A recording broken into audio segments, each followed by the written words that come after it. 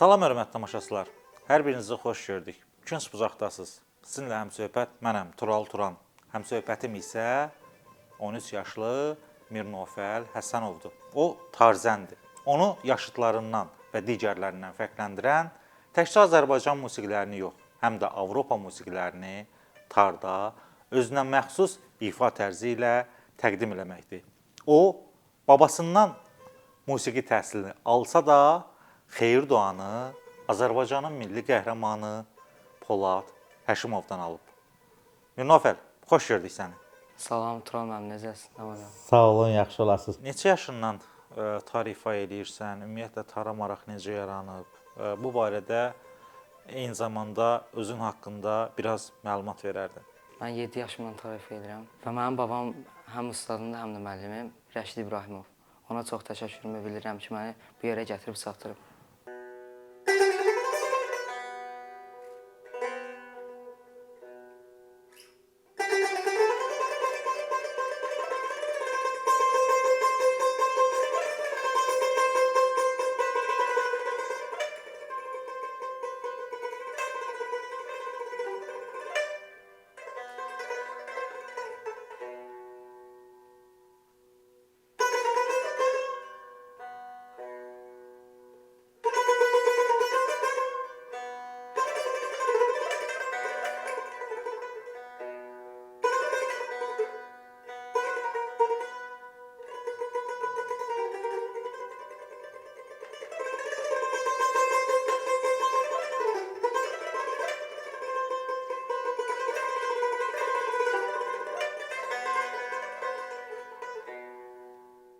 Babanız Rəşid müəllimin sizin üzərinizdə əməyi böyükdür.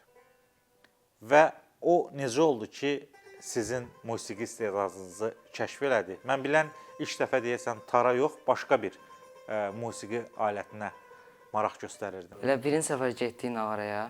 Orada elə müəllimlə göstərdi, o ritmləri vurdum. Baba da dedi ki, yox, səni nağaraya qoymayacam. Gəl sənə evdə tar öyrədim. Elə getdik tar çalmağa. Baba öyrətdi mənə tar tutmağa zaten. Sonradan getdik bir dənə mahnı öyrətmə, Ramiz Mirişli, bir xumar başla.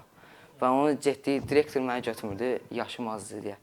Getdik elə mən o mahnını çaldım onun qabağında, o saat götürdü məni kiməklə və bu uşaq bizə lazımdır. Deyəsən Gəncədə Filarmoniyada sizə inanmayıblar, hə? O necə olub? Bəli, Gəncədə Filarmoniyada dəfələrlə çıxış eləmişəm.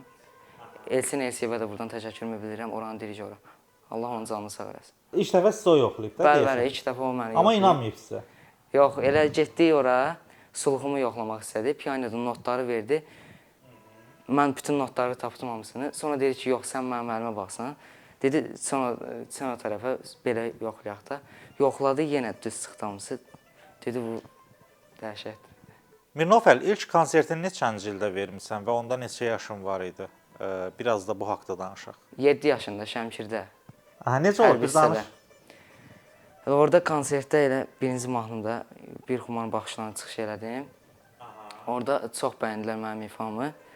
Rəhmətli Polad Həşimov da mənim ifamı bəyəndi, oradaydı. Allah şəhidlərimizə rəhmət eləsin, qazilərimizə can sağlığı. Polad Həşimov mənim ifamı bəyəndi, gəldi babaya dedi ki, tar da böyük idi orada. Babaya dedi ki, buna niyə böyük tar versin də? O da dedi ki, heç olmaz, bununla elə götürüb salacaq. Ümumiyyətlə, daha kimlərdən belə deyək də, təşəkkür almısan, daha kimlər sənin ifanı bəyənib? Nazim müəllim, Asəf Hüseynalın direktoru, mənim haqqımda çoxlu danışıqlar aparıb. Ümumiyyətlə, bax, nəyi bəyənir? Sənin ifalarında onu heyrətləndirən, qeyri-adi nələr var? Tək onu yox, eləcə də bütün musiqiçilərimizi. Bəli, Orta Mağar muğamını. Orta Mağar. Hacı Məmmədovun 105 illiyində ifa elədim bunu. Ramiz Quliyev özü də çox ifamı bəyəndi. Elə durdu, məni təbrik elədi, çox bəyəndi ifamı. Və onu da tamaşaçılar üçün deyim ki, Ramiz müəllim hər adamın ayağına qalxan deyil, xüsusən də 12 yaşlı bir uşağın. Ümumiyyətlə, müəllimlərin deyirlər ki, sən daha bir üst səviyyədəsən də, yəni konservatoriya belə proqramlarını ifa eləyəcək dərəcədəsən. Əgər Mirnofəlin ağlı başında olsa, müəllim deyənlərin hamısını əməl eləsə, tar ifaçılıq erasının ən böyük fiquru baba oğlan olacaq. Dağılmasın o tərəf. bir dənə yerə vursun. Bir zindanın bir nöqtəsini. Başa düşdün? Çox sağ ol. Bir damcı firuzdan, bir damcı möhlətdən, bir damcı fəaliyyətdən yox. Bir dənə məktəb olmalı. Lazım olsa nə də lazımsa kömək edəcəksən. Allah köməyiniz olsun. Allah saxlasın. Dediyiniz era başlayır. Hadi bu ilə başlayır da. Ümumiyyətlə gələcəklə bağlı planların nələrdir? Gələcəklə bağlı planlarım konservatoriyaya daxil girmək və xaricdə çoxlu böyük tədbirlərdə iştirak etmək. Əziz izləyicilər, söhbətimizin bu yerində Nofəlin Respublikanın önəmli mədəniyyət tədbirlərində, eyni zamanda xarici ölkə medialarına verdiyi müsahibələrdən kiçik bir görüntü də izləyək, ondan sonra verilişimizə yenidən qayıdacağıq. ومن شخص يبني شيء بطار إيفاي منذ 6 سنوات وأنا أتلقى دروس العزف على هذه الآلة الموسيقية التار التي أعتبرها جزءا مني وأنا حاصل على الجائزة الكبرى في هذا العزف المرتبط بفن المقام. Hörmətli tamaşaçılar, onu deyim ki, Nofəl danışmağı elə də o qədər çox sevmir, ifaya üstünlük verir və elə söhbətimizin bu yerində ondan daha bir ifa eşidək.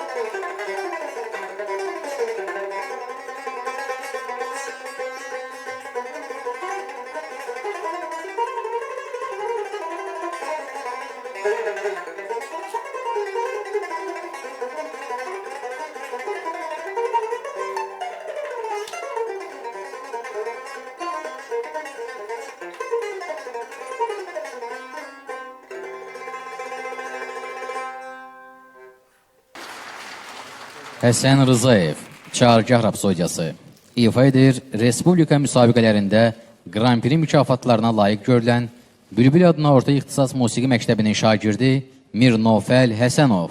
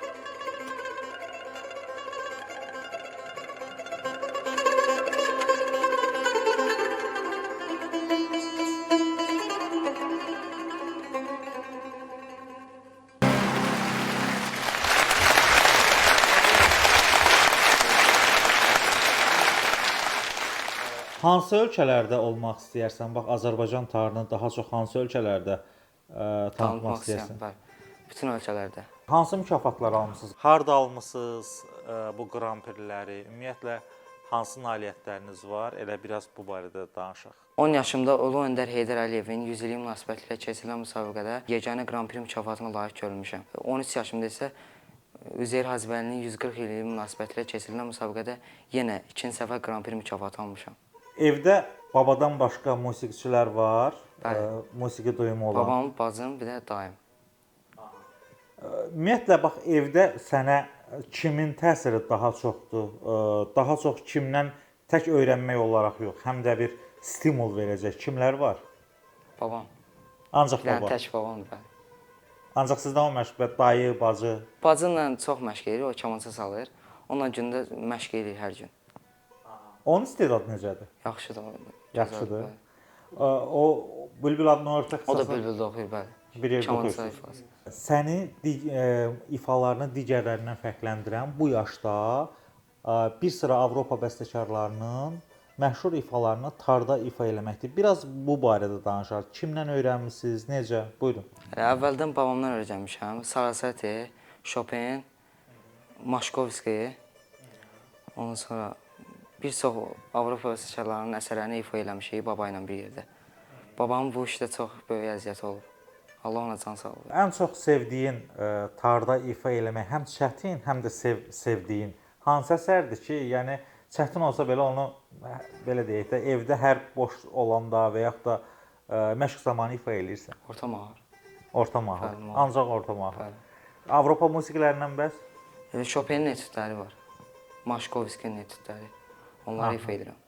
Aha, necədir tarda onların ifası? Çətindir. Sən 13 yaşın olmasına baxmayaraq bir neçə bəstənin də müəllifisən. Elə belə cızmaqarı eləmişəm. Bəstələrin haqqında biraz məlumat verərdi. Təxminən neçə bəstə deyərdik? 5 bəstə. Azərbaycan musiqisinə yaxındır o bəstələr, yoxsa Avropa musiqisinə yaxındır? Hər ikisinə də yaxın. Ümumiyyətlə məşq prosesi necə olur? Bax məsələn evdə gəldin, dərsdən gəldin, necə olur məşq prosesi? Səhər-səhər 1 saat qamma salıram, sonra etüdləri ifa edirəm. Sonra muğamları, əsərləri hamısını ifa edirəm gündə. Mirnov Əli, istəyirəm söhbətimizin bu yerində sözü ifaya verək və bizə sevdiyin ifalardan birini təqdim eləsən sevinərik.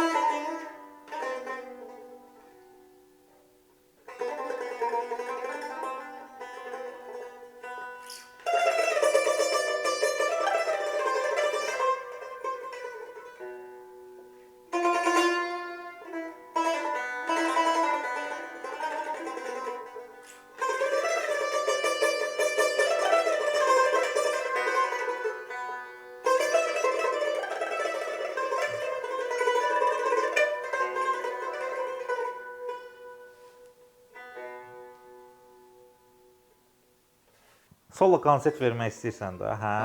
Sən istəyirsən orada səni öz yaşıdların müşahidə eləsin, yoxsa korifeylər? Müəlliməm, Rəna müəlliməm. Aha. Ümumiyyətlə bax, bir dərs günün necə keçir? hazırda Bülbül adına orta ixtisas musiqi məktəbində? Səhərlər orta məktəbdə oluram, günortada ixtisasa gedirəm. Ümumiyyətlə qarşıda hər hansı bir yarış var, yarışlara hazırlaşırsınız.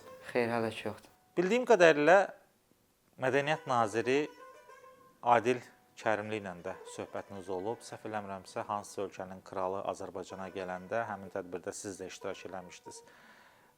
Nədən danışmışdınız nazirlə? Nə dedi sizə? Bəli, Adil müəllimlə neçə dəfə görüşmüşük. Allah onun canını sağ eləsin. Təşəkkürümü bildirirəm ona. Nə demisiniz onunla görüşəndə? Nə danışmısınız? Elə ölkə xaricdə bir neçə tədbirlərə demişəm. O yəqin nəzərə alıbdı. Mən Bülbül məktəbində başda Teymur müəllim, Aslan müəllim, Rəna müəllim olmaqla bütün müəllimlərimə təşəkkürümü bildirirəm. Bax, uşaq vaxtı məşqlərindən danışaq. Baba deyəsən sənə çox əziyyət verib, hə? Bəli, bəli. Və səhər tezdən 6-da qaldırırdı məni, qamma çaldırırdı. Sonra 6-dan 8-ə 9-a kimi qamma çaldırırdı, sonra gedirdi məktəbə. Orada da məşq eləyirdi, sonra yenə gəlirdi və biraz dincəlirdi, yenə gedirdi məktəbə. 6 yaşında. 7 yaşında, 7 yaşında, 8 yaşında. Və onun əziyyətidir ki, indi bəhrəsini görürəm. Bəs bu gün neçə saat məşq eləyirsən? 5-6 saat olur, 4-5 saat belə dəyişir də. Sənin haqqında Azərbaycanın ən yüksək peşəkar tarzənləri, sənətkarları fikir söyləyiblər. Hər kəs bu səviyyəyə qalxa bilmir də, yəni ağız dolusu tərifləmir. Bax, öz həmyaşıdlarına, səndən kiçiklərə hansı tövsiyələr eləyərdi? O məşqin nəticəsidir. Mən də öz yaşlarıma o tövsiyəni elə bilərəm ki, məşq eləsinlər. Məşqin bəhrəsini görmək olur. Bax, bayaqdan ağız dolusu orta mahur muğamından danışdınız. Bəlkə bir parça ifa eləyəsiniz, ən belə sevdiyiniz hissəsini.